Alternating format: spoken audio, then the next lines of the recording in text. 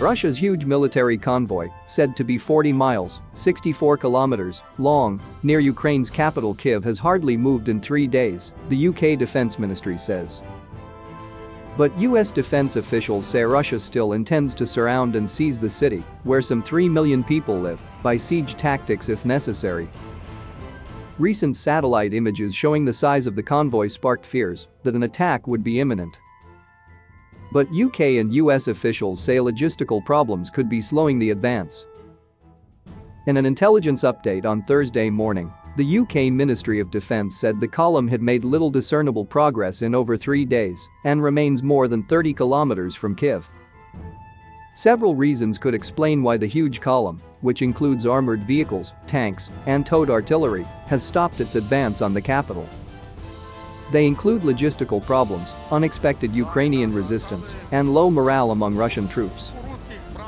Mechanical breakdown and congestion are causing problems, according to the UK government. Food and fuel are said to be in short supply, and there are reports that poor quality and badly maintained tires may also be an issue. There's a massive logistical failure to provide fuel, food, spare parts and tires. They got stuck in the mud in a way that makes it difficult to move vehicles out, General Sir Richard Behrens, former commander of the UK Joint Forces Command, told BBC Radio 4's Today programme. However, he said that command and control issues, for example faulty radio networks and communicating on open networks, are likely to be causing bigger problems. The Pentagon also said Russia was having logistical issues and had taken the decision to deliberately regroup and reassess the progress they have not made and how to make up the lost time. Ukrainian resistance is also thought to be hampering the progress of the convoy, according to the Pentagon, although it noted that it could not fully independently verify that claim. The stronger than expected Ukrainian resistance could also be impacting on Russian morale, another reason given for the convoy's lack of movement.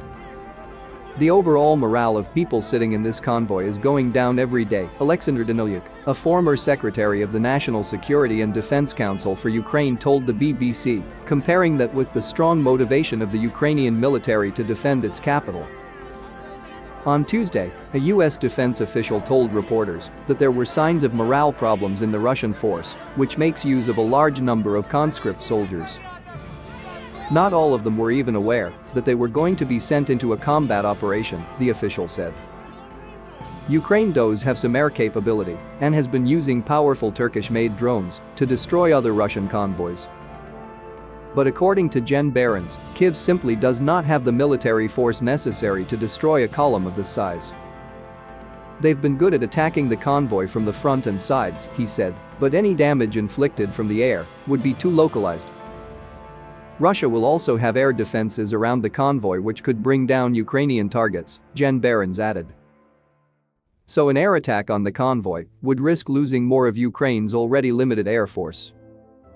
Some commentators have suggested that NATO should consider destroying the convoy, but that would be a major escalation which would risk war between two nuclear powers. Western governments have said repeatedly that they have no intention of getting directly involved in the conflict. Despite all the reported problems, the fact remains that a huge column of Russian military equipment is located to the north of Kyiv, and at some point it is likely to advance. This enormous column will encircle and lay siege to the capital, the former head of the British Army, General Lord Dannatt, told the BBC, adding that an attempt by the Russians to take Kyiv street by street would be hugely damaging. And General Behrens said the convoy still contained a lot of military capability which could bring great harm to Kyiv. He said the convoy was likely to become part of a force that would encircle Kyiv with a combination of artillery and infantry. At that point, he said, the Russians would have two choices. Either issue an ultimatum to surrender or recognize that the city would not give up and attack it in the same way they have in Ukraine's second city, Kharkiv. For now the people of Kyiv can only watch and wait to see what the convoy does next.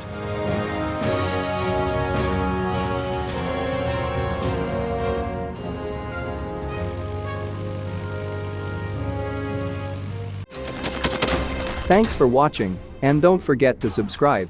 Also, if you want to support Warthog Defense, please become our member and get early access to new videos, exclusive members-only videos, and become administrator in comment section.